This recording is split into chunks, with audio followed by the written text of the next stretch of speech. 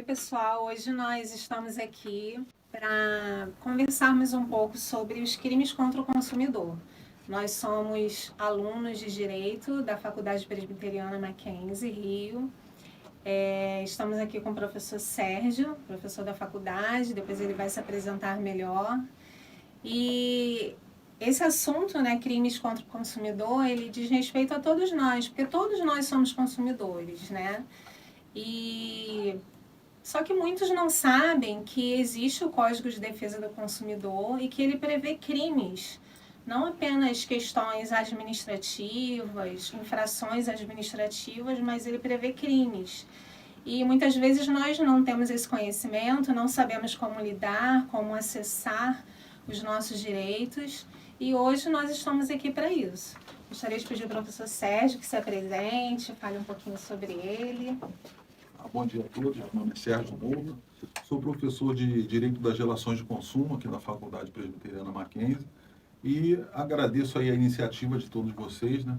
Isso é um assunto muito importante e muitas vezes um pouco ignorado, né, pelas pessoas, mas como adiantou a Raquel, o Código de Defesa do Consumidor ele é um microsistema, na verdade. Ele não contém somente normas sobre relação de consumo, ele contém normas de direito penal, né, que são os crimes, inclusive processo penal também, e até de processo civil, né? Por isso é que ele é considerado um microsistema, porque ele é como se fosse um ordenamento especial para o assunto da relação de consumo. Bom, meu nome é Sérgio Mouta, eu sou professor da cadeira de Direito das Relações de Consumo, sou mestre em Direito e agradeço aí ao convite de todos. Então, já entrando aqui nas nossas perguntas, para trazer um pouco de esclarecimento para quem está nos ouvindo, queria saber, professor, o que são crimes contra o consumidor e por que o direito penal precisou intervir nessa área? Bom, as condutas que podem vir a ser lesivas ao consumidor, elas, vamos dizer assim, elas têm um grau de gravidade na violação. E isso já é básico do direito penal quando você tem aquele princípio da ultima ratio, né? Que, associado à intervenção mínima e à fragmentariedade, você vai ter o direito penal só quando não for possível resolver as questões com outros ramos do direito. Então, como nós vimos aqui, né? Nós temos uma série de normas que resolvem as questões da relação de consumo, mas chega em algum momento ou em algum tipo de violação que o direito civil não é mais suficiente, nem o direito administrativo. Então entra aí o direito penal como uma forma, vamos dizer assim, mais grave de atuação no direito do cidadão. E aí a gente parte para as penas privativas de liberdade, né? Que é o que tem lá em relação aos crimes contra as relações de consumo. Sim, o senhor falou sobre a infração administrativa, né? Qual a diferença entre a infração administrativa e os crimes previstos no CDC? Assim, se o senhor puder dar alguns exemplos.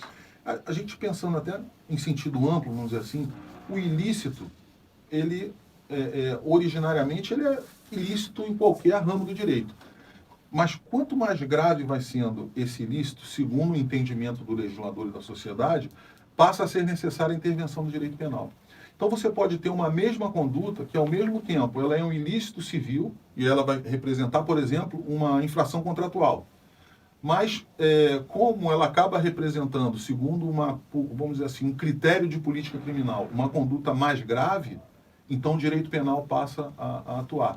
Por exemplo, situações de violação a direitos do consumidor que podem beirar a perigo para a saúde pública.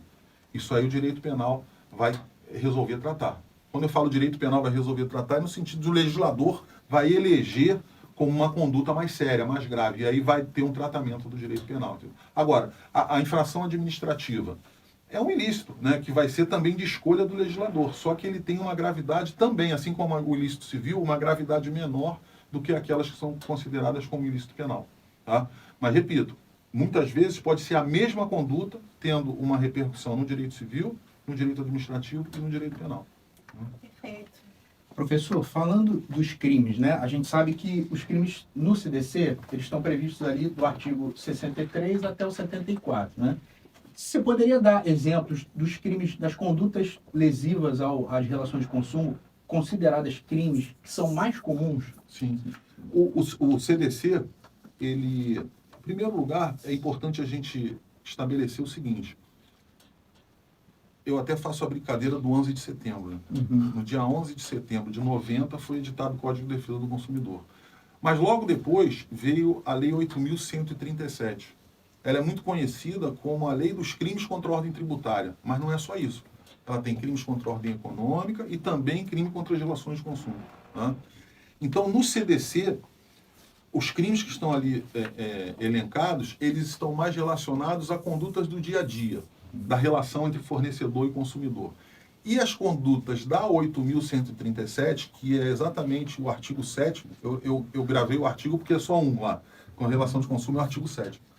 Eles, vamos dizer assim, a gente poderia dizer de uma forma geral que são condutas que visam proteger a relação de consumo no sentido mais amplo.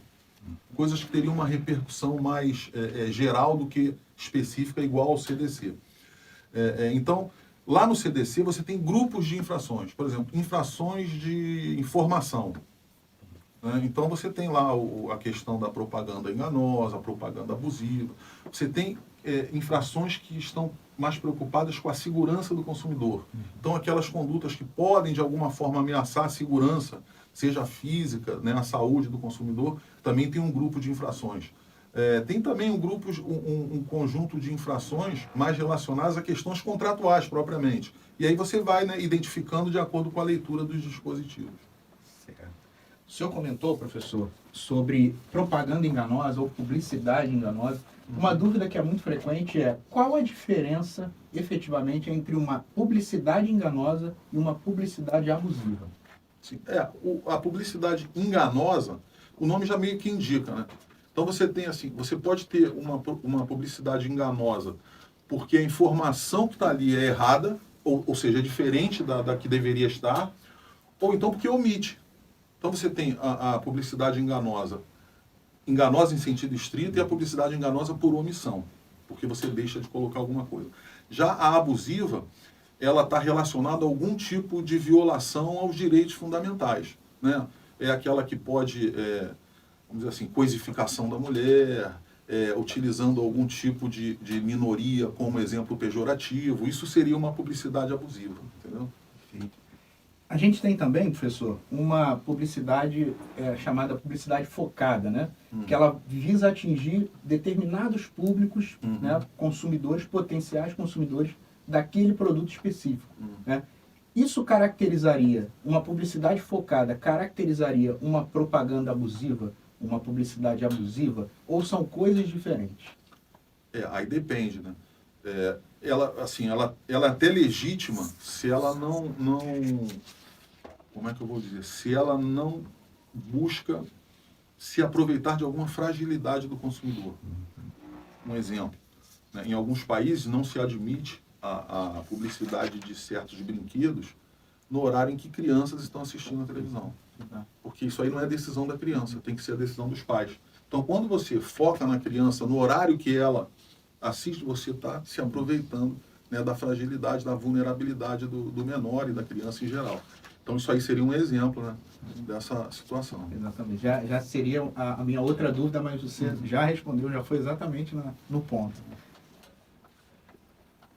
Professor Sérgio, esclareça para o nosso espectador.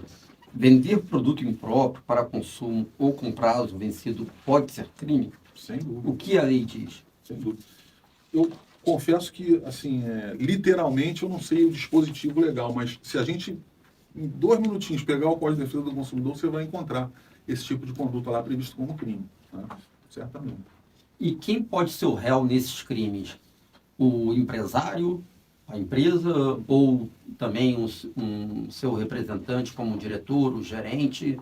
Explique para a gente, por favor. Essa é uma questão geral assim, do direito penal em relação à possibilidade de você punir pessoas jurídicas. Né? O fornecedor geralmente é uma pessoa jurídica. Não que nós não possamos ter uma pessoa física ou natural como fornecedor. Pode ser. Tem muitos até. Mas a maioria, né? E quando a gente pensa em fornecedor, a gente pensa em pessoa jurídica. Né?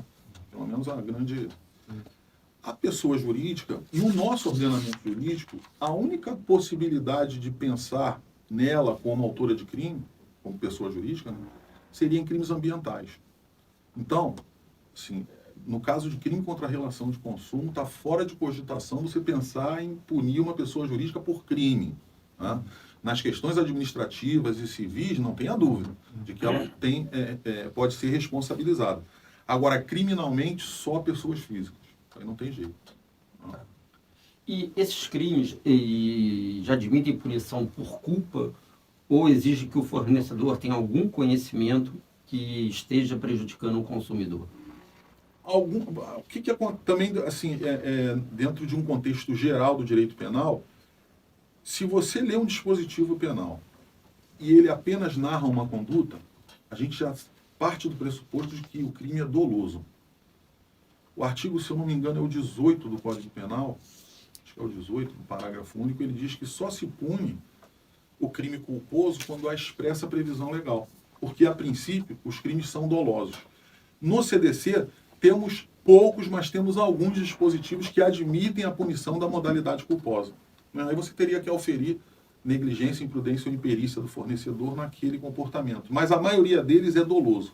É quando a pessoa faz aquilo intencionalmente, seja, né, o dolo direto, né, que a gente chama quando a pessoa quer aquele resultado, ou no dolo eventual, quando ele assume o risco de produzir aquele resultado. Recentemente nós tivemos o caso da prestação de um serviço, né, de rope jump lá em Limeira, né, em São Paulo. Isso tem mais ou menos 2 semanas, né? O que seria aquele caso? Seria um caso de um crime doloso ou de um crime culposo? Aquilo ali, pelo menos até onde nós sabemos, né, pelo menos até onde foi transmitido pela imprensa, é caso de culpa. Ainda que você possa atribuir uma reprovabilidade extrema para a culpa, não é dolo. Né? Agora, uma outra observação que eu acho que é importante é que, embora você tenha ali uma relação de consumo, a questão criminal ultrapassou muito a questão consumerista, entendeu? Já foi para o âmbito dos crimes contra a pessoa, né, a integridade pessoal e a vida, no caso, que foi um homicídio culposo, né? Pelo menos, a princípio, é o que eu acho que ocorreu ali, um homicídio culposo. Sim, pode haver uma repercussão de relação de consumo, porque, afinal de contas, ela estava ali, vamos dizer assim, recebendo um serviço de lazer. Mas as repercussões consumeristas ali é o de menos, né? A questão ultrapassou em muito isso e foi para o âmbito do crime contra a vida, crime culposo, né?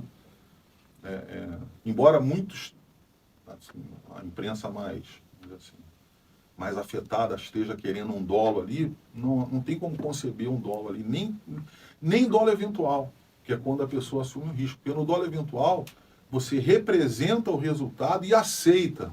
Não houve isso ali. O que houve ali foi falta de cuidado, foi inobservância das regras técnicas. Então, isso aí é tudo levado para o crime culposo. Entendeu? Professor, bom dia. Queria que o senhor comentasse algum caso famoso sobre um fornecedor que foi condenado criminalmente por lesar um consumidor. Nós temos um conjunto de casos que até há muito tempo atrás que deu ensejo a muitas mudanças na lei consumerista e no Código Penal também, que foram aqueles casos de remédio falsificado. Na década de 90, isso para ver o tempo que tem, muitos aqui não eram nem nascidos ainda, foi por volta de 96, 97, 98, por ali. Inclusive, esses remédios falsificados, nós tínhamos os filhos da pílula de farinha, né? Hoje devem estar por aí, de repente estudam até por aí pela matéria, os filhos da pílula de farinha. São os farofinhas, né? Porque os remédios, mas não era só isso, né? Isso é muito grave, mas tinha também remédios de doenças graves que eram vendidos, falsificados e tal. Isso deu ensejo a mudança na legislação, inclusive, como eu disse, é um outro caso que até ultrapassou a questão dos crimes contra a relação de consumo e foi para os crimes contra a saúde pública, né? Se tornando, inclusive, crimes hediondos. A criação de delegacias do consumidor, né? Delegacias de polícia no âmbito dos estados, justamente com essa especialidade, né? Hoje nós temos isso, mas foi tudo por causa daqueles fatos, né, de venda de remédio falsificado, tudo que, no fim das contas, é uma infração aí contra a relação de consumo. E hoje, com o crescimento da internet, né, surge os marketplaces e a gente tem essa expansão das compras online. Com essa expansão, surgiram novos crimes contra os consumidores? Eu não diria nem que novos crimes, mas que determinadas modalidades criminosas que eram aplicadas de outra forma passaram a ser aplicadas através da internet. O estelionato é o campeão. E assim, o estelionato, ele é um crime muito, vamos dizer assim, pertinente no sentido de ser facilmente praticável quando você está numa relação de consumo.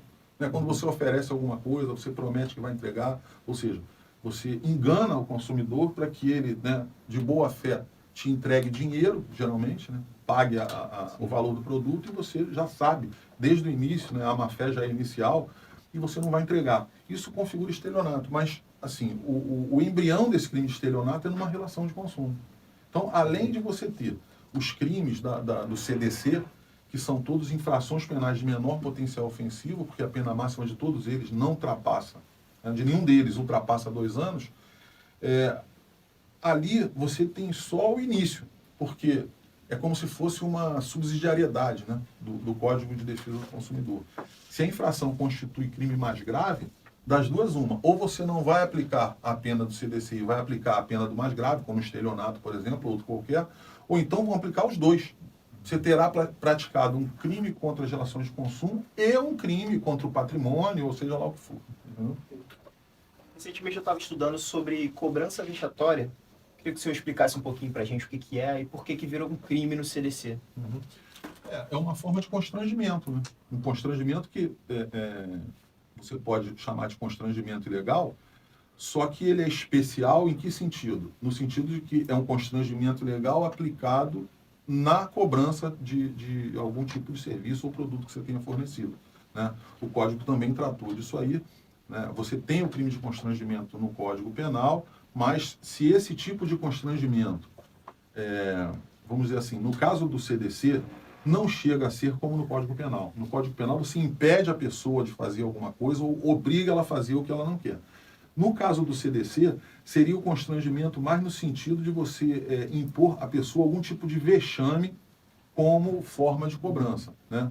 É absolutamente ilegal e foi considerado pelo legislador como um crime específico. Se eu não me engano, eu acho que é o artigo 71 do CDC. Eu não estou agora com os artigos de cabeça para falar, mas, como eu disse, de uma mera leitura rápida, você já consegue identificar todos esses tipos penais aí. Então, professor, agora aproveitando que ele tinha falado sobre o uso do meio virtual para praticar esses crimes contra o consumidor, o senhor falou, né, que foram criadas delegacias contra o consumidor, meios para, né, acarretar com o crescimento desse meio digital. O senhor acha, agora na prática mesmo, com nós consumidores, o senhor acha que na prática atualmente, essas mudanças, elas estão sendo aplicadas realmente na nossa sociedade, ou o senhor acha que elas ainda estão muito só no papel? E se ela tem uma eficácia social decente? Sim, tem. Claro que tem, porque se você imaginar um cenário anterior à legislação e um cenário posterior, você vai ver que muita coisa acaba sendo resolvida pela existência da legislação.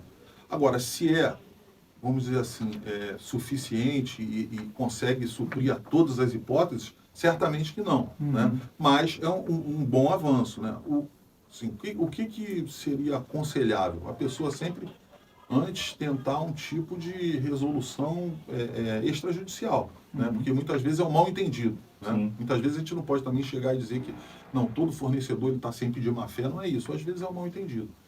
Agora, não tendo solução, aí você não tem outra alternativa a não ser buscar os órgãos de proteção, seja no âmbito administrativo, como os PROCONs, e até as delegacias, né, de especializadas, ou se a questão é meramente civil, vamos dizer assim, contratual, propor as ações, né? Dependendo do valor. O juizado é um órgão jurisdicional bem propício para esse tipo de ação, né? Que nós temos aí competência para até 40 salários mínimos, né, em relação de consumo. Isso aí é mais ou menos se você for pegar a grande maioria dos casos, estatisticamente, está dentro desse valor. E é também um órgão jurisdicional em que você tem a questão da celeridade, da informalidade. Então, é bem acessível ao consumidor. Então, Eu acho que é mais ou menos esse o passo a passo, né? Extrajudicial em primeiro lugar, não conseguindo, você tem os órgãos administrativos e no fim das contas, em casos mais graves, é judicialização e ponto, não tem jeito. Entendi. Então, bom, eu acabou respondendo as nossas próximas perguntas, hoje elaborou bem. Alguém tem mais alguma complementação para fazer? Algo mais que quer botar aqui à mesa? Professor, que sugestão o senhor daria para aquelas pessoas que têm um hábito de fazer compras pela internet? Qual é uma forma que elas têm, ou qual seria a melhor forma que elas teriam de se prevenir contra empresas que têm uma má-fé ou que praticam algum tipo de fraude através do comércio eletrônico? Em primeiro lugar, como eu chamo, um comportamento ativo, né? Você não reagir a provocações de fornecedores, que eu digo assim, links, né? Manda um link, você tem uma promoção, então, peraí, deixa eu fazer o caminho. Eu entro no site oficial, eu vou até o local e vejo se aquilo ali é real. Isso é uma das coisas, né? E, em segundo lugar, às vezes você não tem um fornecedor que é muito conhecido. Você pode, em sites de cadastro, né, de maus prestadores, vamos dizer assim, você tem como consultar e ver percentualmente como aquele fornecedor ele se comporta na internet, né? Às vezes você vê, o cara tem 80% de rejeição, 80% de reclamação e 20% de... Isso aí já é um indício de que você não deve, né? Agora, fora isso, as negociações pela internet, em geral, são seguras, né? Se você toma essas precauções, né? Principalmente comportamento ativo. Vai você e faz. Às vezes vem um sujeito, né? Já aconteceu comigo, para ter uma ideia, né? Um determinado curso que eu comprei durante vários anos porque é um curso que me atualiza. Então, todo ano eu vou lá e renovo, né? Teve um ano, em dezembro, que eles me mandaram: ô, professor, o senhor vai renovar esse ano com o curso? Eu falei, sim. Porque isso e tal, não sei o que, agora nós estamos o seu agente, não sei o que. Assim, altamente convincente. Aí eu falei, tudo bem. Aí, quando eu mandei a última resposta para ele, eu falei assim, olha, já entrei no site e fiz o que você falou. Ele não me respondeu mais. Por quê? Se eu respondesse pelo que ele estava me mandando pelo WhatsApp, certamente eu tomaria uma volta. E aí, o meu comportamento ativo nesse sentido, ou seja, eu entrei pelo site oficial e ali eu fui pelos caminhos. E não existia o caminho que ele estava me propondo. Então, é sempre aconselhável que se faça isso. Professor, só para ficar mais claro, o pessoal que está ouvindo a gente, ao perceber que eu fui vítima de um crime, o que eu devo fazer? Se você tem total convicção de que foi um crime mesmo, delegacia de polícia. Entendeu? Fazer o registro e, se possível, tomar outras providências. Né? Cancelar uma fatura de cartão, né? Essas coisas. Tem PROCON, delegacia, e se puder identificar, né? Que é difícil, né? Geralmente você não vai poder, porque vai sumir, né? O entre aspas, fornecedor vai sumir. Sim. Na internet. Então você só tem essas providências para tomar. Perfeito. Alguém mais comentando alguma coisa? Então, com isso, a gente chegou ao fim desse episódio nosso falando sobre o direito do consumidor, e o que a gente conseguiu entender sobre ele é que ele não é só um conjunto de normas civis, né? Ele é realmente um código que puxa todos os âmbitos de várias partes do direito, dependendo da gravidade do ato cometido, do fornecedor e do cliente cometido, no caso foi afetado, não é? Então, assim, caso você tenha alguém que tenha sido vítima disso, ou que tenha, na verdade, isso é interesse social de todo mundo, né? De saber que o consumidor tem esses direitos, porque às vezes muita gente não sabe, né? Que o Código de Consumidor também protege você nesse sentido. Às vezes acham que é só um conjunto de regras normal. Então, se você tiver alguém que tenha sido vítima, ou que se você quiser só alertar mesmo todo mundo, compartilhe esse episódio aqui com eles, porque às vezes eles podem aprender alguma coisa útil que pode prevenir um golpe no futuro, tanto no meio virtual ou físico, além de, né, alertar sobre lojas presenciais também, omissão de nota, de informações, venda de produtos, qualquer coisa pode acabar acarretando, né, numa possível fraude e algo que vai prejudicar o consumidor, né. Então, professor Sérgio, muito obrigado pela presença do senhor aqui hoje, muito obrigado pela presença de todo mundo e um ótimo dia para todos.